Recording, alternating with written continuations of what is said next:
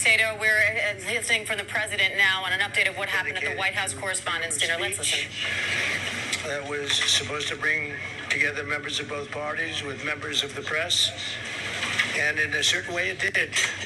Because the fact that they just unified, I saw a room that was just totally unified. It was in one way very beautiful, a very beautiful thing to see. A man charged a security checkpoint armed with multiple weapons, and he was taken down by some very brave members of Secret Service, and they acted very quickly and have just released, for purposes of transparency, clarity, I've ordered it to be put out. You probably have it by now. Put out on Truth and put out on many other platforms. A tape showing the violence of this thug that attacked our Constitution, and also showing how quickly Secret Service and law enforcement acted on our country's behalf. Really did a great job. One officer was shot, but saved by the fact that he was wearing obviously a very good bulletproof vest. He was shot from very close distance with a very powerful gun, and the vest did the job. I just spoke to the officer, and he's doing great. He's in great shape. He has very high spirits, and we told him we love him and respect him, and he's a very proud guy. He's very proud of what he does, Secret Service agent. And we looked at all of the conditions that took place tonight, and I will say, it's not a particularly secure building, and I want to say this. Attributes of what we're planning at the White House. It's actually a larger room, and it's much more secure. It's drone-proof, it's bulletproof glass. We need the ballroom. That's why Secret Service, that's why the military are demanding it. They've wanted the ballroom for 150 years for lots of different reasons, but today's a little bit different, because today we need levels of security that probably nobody's ever seen before. But everyone owes a tremendous debt of gratitude to the courage of law enforcement, the law enforcement, and working with the D.C. police. And we just spoke with the mayor. And when we're finished, the police chief is going to take over and discuss it also from their viewpoint. But they also performed exactly as they were supposed to. And you see the attacker in different positions, but you also see the attacker totally subdued and under control. So as you know, this is not the first time in the past couple of years that our republic has been attacked by a would-be assassin who sought to kill. In Butler, Pennsylvania, less than 2 years ago, you all know that story. And in Palm Beach, Florida, a few months after that, we came close. We really had, again, we had some great work done by law enforcement. But in light of this evening's events, I ask that all Americans recommit with their hearts in resolving our difference peacefully. We have to resolve our differences. I will say, you had Republicans, Democrats, independents, conservatives, liberals, and progressives. Those words are interchangeable, perhaps, but maybe they're not. But yet everybody in that room, big crowd, record-setting crowd. There was a record-setting group of people, and there was a tremendous amount of love and coming together. I watched, and I was very, very impressed by that. But First Lady and I were taken very well care of, very quickly rushed off the stage. Vice President J.D. Vance, who's here, was likewise beautifully done. He was just saying how quickly everybody acted, law enforcement, Secret Service in particular in this case, but law enforcement. Marco had the same thing. Pete was there. Pete didn't want any help. He didn't want anybody to help him. He doesn't want anybody to help him, but he did get some, didn't you? And I think you also said that it was very impressive. So with that, I'd like to ask Todd Blanche to come up, say a few words, and tell you it's already underway. The man has been captured. They're going to his apartment. I guess he lives in California. And he's a sick person, a very sick person. And we don't want things like this to happen. I think it's very important that I say, though, and I told the representatives of the evening, they did such a beautiful job. It was such a beautiful evening. And again, they're talking about free speech in our Constitution. That's what it's all about, not just White House correspondence. It was really based on free speech in our Constitution. But I said very importantly that we'll do it again within the next 30 days, and we'll make it bigger and better and even nicer. So I just want to thank everybody that was involved. I also want to thank the press, the media.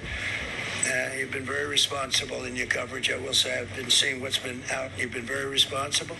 So Todd Blanche, I'd like to say a few words. I know we're going to have cash, and then you're going to go on, and we can ask. I guess we can take a couple of questions.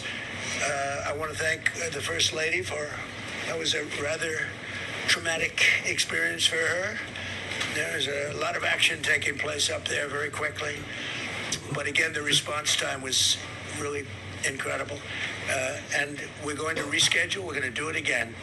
We're not going to let anybody take over our society. We're not going to cancel things out because we can't do that. We wanted to stay tonight. I will tell you, I fought like hell to stay. But it was protocol. They said, please, sir, because they didn't know there was a lot of action going on, and they didn't know could there be probably a lone shooter, but we'll find out. We'll find out very quickly. They have it very well under control. So I want to thank everybody very much. And Todd Blanche, please. Thank you very much, Mr. President. Tonight you saw the very worst and the very best of this country. You saw the very worst by the actions of that coward that the president just talked about. But you also saw the very best because you saw law enforcement do exactly what they're supposed to do. And you'll see the videos come out, I expect, very shortly, and you'll see law enforcement do exactly what we want them to do. And so I echo what President Trump just said, that we are extraordinarily grateful and appreciative of the men and women of law enforcement that did their jobs tonight, including one who was injured. This investigation is ongoing. I expect you will see charges filed shortly.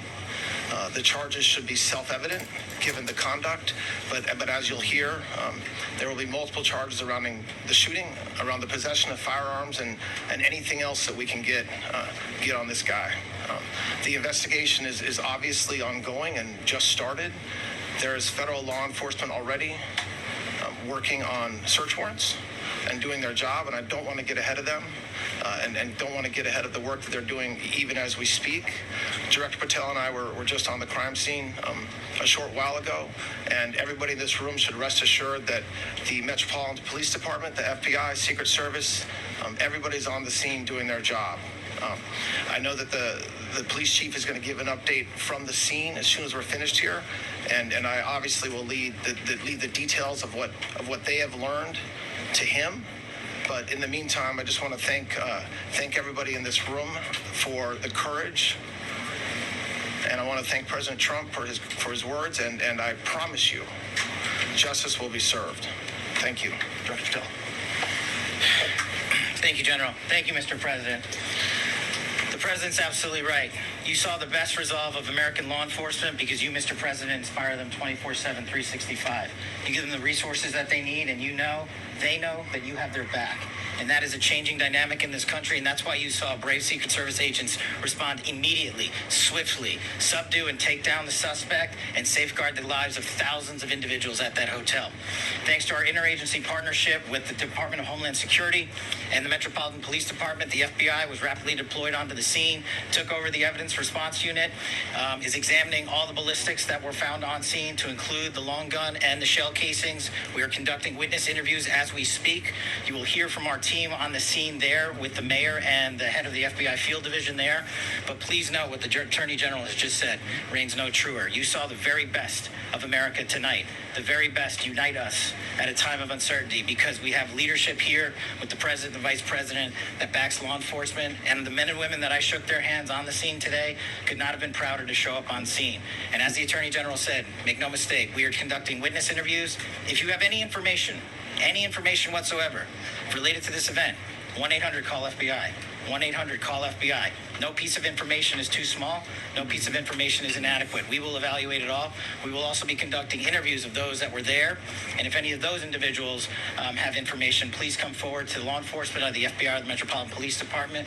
We will be examining this individual's background thoroughly. That process has already started, and we are going to ensure that he was either a lone wolf actor or anyone else that was responsible. We will analyze all evidence immediately to make sure that we safeguard this country. Mr. President, Mr. Vice President, thank you for your leadership. Attorney General and Homeland Secretary Merlin, thank you for your partnership in law enforcement. Thank you, Ken. Okay, we'll do a couple and then we go to the chair. Madam Chairman, I just want to say you did a fantastic job. What a beautiful evening, and we're going to reschedule. After that, it's very tough for her to ask a killer question, right? But you have done a fantastic job. Please. Mr. President, I appreciate it. As you mentioned, it all happened so quickly. And I wonder, especially because fortunately you have experience with these sorts of threats, in that moment when you realized there was a threat and service agents were telling us to get down, can you describe what was going through your mind, how you were feeling in that moment? That's a very good question. Actually, it's always shocking when something like this happens. Happened to me a little bit, and that never changes. The fact we were sitting right next to each other, the First Lady on my right, and I heard a noise and sort of thought it was a tray. I thought it was a tray going down. I've heard that many times, and it was a pretty loud noise. And it was from quite far away. He hadn't breached the area at all. They really got him. But so it was quite far away, but it was a gun. And some people really understood that pretty quickly. Other people didn't. I was watching to see what was happening. Probably should have gone down even faster. Melania was very cognizant, I think, of what happened. I think she knew immediately what happened. She was saying, it's a bad noise. And we were whisked away along with other people, but we were really whisked away. And again, the performance of the Secret Service and the police, all of the law enforcement, I thought was really good. So it was very quick. There wasn't a lot of time to be thinking because it was a matter of seconds before we were out the door and gone into an area. We very much, and you wanted to too, we very much wanted to continue it because I don't like to let these sick people, these thugs, these horrible, horrible people change the fabric of our life, change the course of what we do. So we held out. You were there. We held out right till the end, but they didn't want to take a chance, and I understand there was protocol. But we're going to be doing one hopefully within the next 30 days or sooner, and I am ready, willing, and able, and I was all set to really rip it. And I said to my people, this would be the most inappropriate speech ever made if I said one. So I'll have to save it. I don't know if I could ever be as rough as I was going to be tonight. I think I'm going to be probably very nice. I'll be very boring the next time, but we're going to have a great event. And you did a fantastic job. Thank you very much. Peter, go ahead. Thank you, President Trump. There's a report in the New York Post that this assailant assembled his weapon somewhere on site at the hotel. What do you think about that? And I ask respectfully, why do you think this keeps happening to you? Well, you know, I've studied assassinations, and I must tell you, the most impactful people, the people that do the most, you take a look at the people, Abraham Lincoln, I mean, you go through the people that have gone through this where they got them. But the people that do the most, the people that make the biggest impact, they're the ones that they go after. They don't go after the ones that don't do much because they like it that way. And when you look at the people that have either, whether it was an attempt or a successful attempt, they're very impactful people. Just take a look at the names here, the big names. And I hate to say I'm honored by that, but I've done a lot. We've done a lot. We've taken this country, and we were a laughingstock for years, and now we're the hottest country anywhere in the world. We've changed this country. And there are a lot of people that are not happy about that. So I think that's the answer, Peter. And after Butler, your team for a while rethought outdoor events. Yeah. Do you think that you now need to rethink No. indoor? Well, but then you just don't do events. No, I can't do that. I have to. It is what it is. We have to do it. The room was very, very secure. He charged from 50 yards away, so he was very far away from the room. And what did you think when you saw the video of how fast he was running? He was moving. He was really moving. And the reaction time was great. Boy, those guys, they had their guns drawn. Literally, by the time he was there, they were shooting. That's right. I thought they were very impressive. And if I didn't, I'd let you know. I'm not going to be. I would not stand for that. No, I thought they were very impressive. Thank you, President Trump, and thank you for updating us on the suspect earlier. Were you aware of any threats? Was your team aware of any threats beforehand? And do you believe you were the target of this tonight? I guess. I mean, these people they're crazy. They're crazy, and you never know. He was very far away from me. He had to go through a lot. We had resources all over. We had resources sitting at tables, literally in disguise, sitting maybe at your table, who knows? But we had people all over the room, so he had a long way to go. That was really a first line of defense, and they got him. And they really, they acted incredibly. No, there was no notification. We had no idea. Go ahead, Do you know Kim. any political motivations from this? Well, you never know. No, we'll be able to tell you that maybe by tomorrow or the next day. He's in custody, and they're asking him a lot of questions. I guess they're going over Todd, and they're already at his apartment. He lives in California. Yes, sir. And they're over there, so they'll be able to tell you. Thank you, Caitlin. President Trump, did the suspect say anything, or was he wearing anything that would allege some type of motive here? No, I mean, he was a guy who looked pretty evil when he was down. They had him down. He was fighting hard. He was, in my opinion, a sick person. Who would do that but a sick person? But I think you're going to find everything about him. No reason to talk about it now. But tomorrow at this time, long before this time, you're going to know a lot of things about him.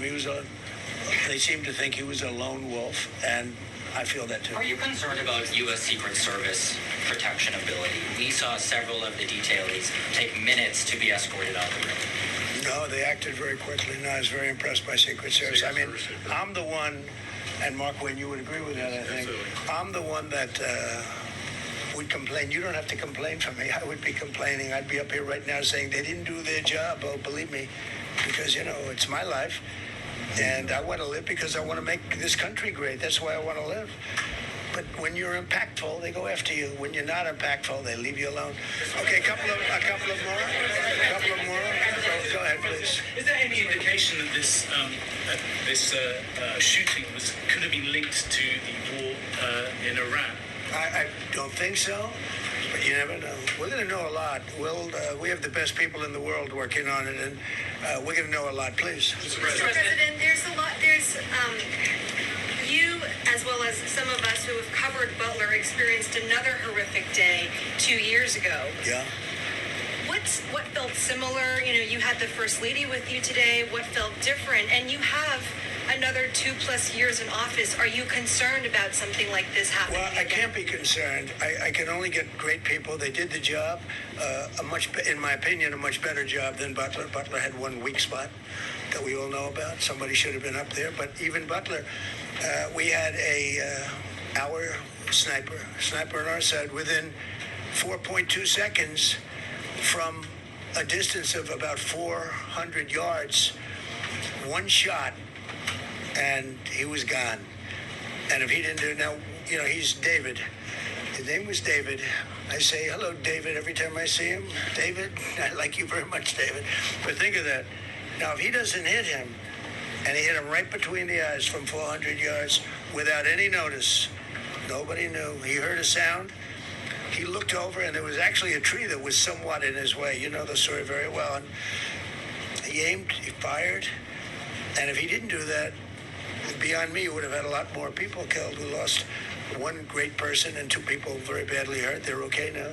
But no, that was so. In a sense, that was pretty amazing the job they did. But they did have that one weak spot, as you know. They should have had that covered.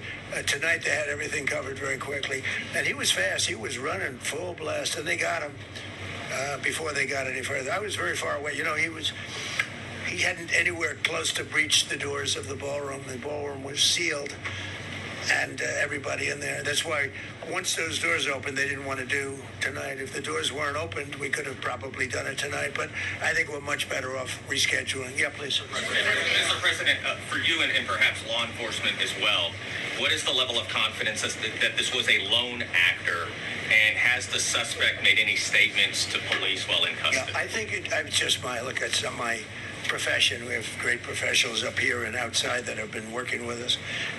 My impression is he was a lone wolf, whack job. These are crazy people. And they have to be dealt with. We had that in the second attempt, as you know, and he's spending life in prison. Because if you let him out, they'll probably, if he serves 10 years or 15 years, you let him out, he'll probably try it again with somebody else. They're sick people. We have a lot of sick people. But you're going to know, I think very shortly, you're going to know, Todd, a lot about him. You're going to know a lot about him. Yeah, a couple of more. Mr. President. Yeah, please, go ahead. Are you concerned about political violence? This could be politically motivated. All violence. I'm concerned about everything. Look, but I can't be so concerned that you can't function. No, I'm here. It's a dangerous profession. I tell the story, race car drivers, I think it's very dangerous. So if you take 1% and then take about 10% of 1%, just to break it down very easily, they die. So much less than 1%, 10% of 1%. I think bull riding is very dangerous. If you take about the same 10% of 1%, much less than 1%, but if you take presidents, it's 5.8%. And about 8% are shot at. So nobody told me this was such a dangerous profession. If Marco would have told me, maybe I wouldn't have run. Maybe I would have said, I'll take a pass. No, it's a dangerous profession, but I don't view it that way. Look, I'm here to do a job. As part of the job, it is a dangerous, I can't imagine that there's any profession that's more dangerous. But I love the country, and I'm very proud. I'm very proud of the job we've done. You see what's happened. We have a great country. We've got, I think, the most successful, the hottest country anywhere in the world. This happened over a period of just a year, and we're going to do great things. But with that come risks. There's no question about it. Yeah. To that end, there's been so much political violence, not just aimed at yourself, but at other members of Congress, state house speakers, you name it. Is that just the cost of doing business to do politics in America anymore? Yeah, well, what does that say about our country? We're not the only country. You look at this great violence with all countries. I was talking to somebody from another country today, and they have numerous assassinations of political figures all over the world. You look at South America. In South America, it's like some of the numbers are just horrific. It's dangerous. It's dangerous stuff, whether it's here or someplace else. No country is immune. No country. Good question. Will you turn that temperature down at this point?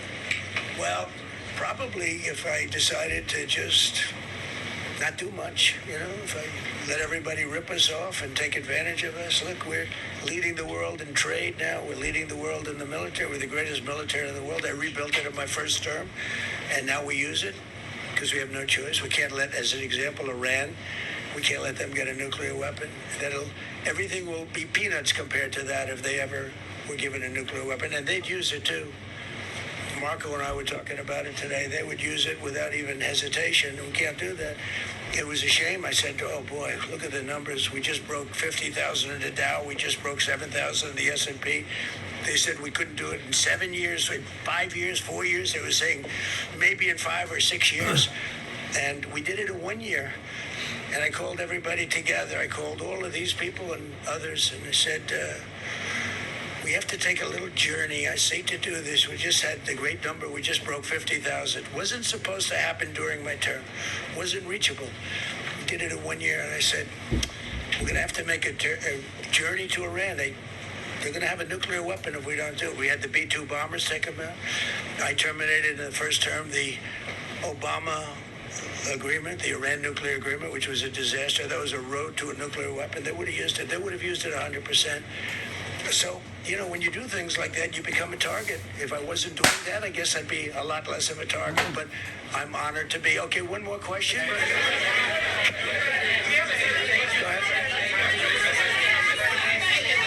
Yeah, go ahead. Thank you, President Trump. Thank you, President Trump. Do you know how the gun was brought into the hotel? And also, how does this event impact you as the leader of our country? Do you think it will change? I like not to think about it. I lead a pretty normal life, considering it's a dangerous life. I think I handle it as well as it can be handled. I think a lot of other people, you read stories where they become basket cases. To be honest with you, I'm not a basket case. I really take it as it is. I do it for the country. I'm not doing it for any other reason. I have a first lady who's doing a terrific job. She loves the country, and she recognizes it better than anybody. She's told me numerous times. She said, "You are in a dangerous job," but that goes along with her too. I mean, it's dangerous for her too. We sat there tonight. We heard that noise, and it was either a tray or a bullet. I was hoping it was a tray, but it wasn't. And again, we had some very brave people doing a great job, so we're very proud of them and happy with them. I just want to thank everybody. They will be able to give you all that information as to the names and everything else.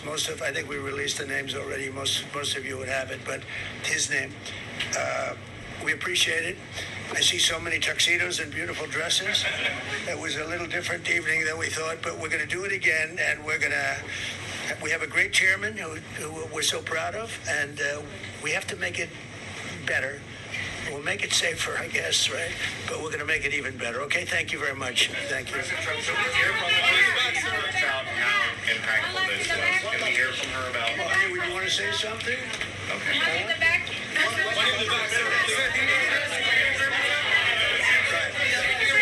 People across the globe, in fact, are watching you. You demonstrated courageous leadership, and thank God you're alive. All of us are alive today. What is the message that you want to give to the world that this should change? What corrective measures can we take from here on? Well, all you can do, look, I don't care how many people you have, how good they are. They can be the greatest people. You have the greatest security in history. If you have a whack job who's got a brain, but it's a little bit distorted or a lot distorted, they can make trouble. I would say, Pete, right? They can make trouble. Some of these people are of genius level IQ, and they're nuts, so it can be trouble. So you do absolutely the best. You get the best. We have the best people. Well, look, it was proven tonight. He started running from 50 yards, and he was fast. He was like a blur on tape. He was moving. It was very impressive the way they got him. Because a lot of people would be looking and saying, it's like a weird feeling. And they would let him get through, but they didn't let him get through. They drew those guns so fast. They looked like Matt Dillon. They looked like somebody that knew what they were doing. We really do. But it comes with the territory. And if you want to do a great job, I really believe that. And you take a look at what's happened to some of our greatest presidents, and it doesn't happen to people that don't do anything. And it's not going to deter me from winning the war in Iran.